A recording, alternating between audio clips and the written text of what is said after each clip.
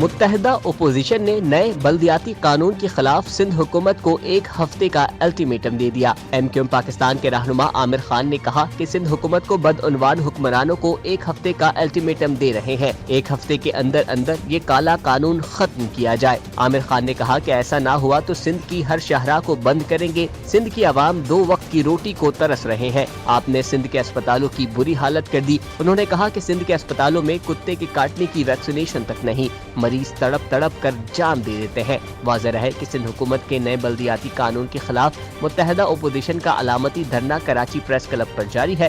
اس سے قبل دھرنے سے خواجہ اظہار الحسن، حلیم عادل شیخ، علی زیدی، خرم شیر زمان اور دیگر نے بھی خطاب کیا تھا۔ Inzar Ahmed, Meta news, Karachi.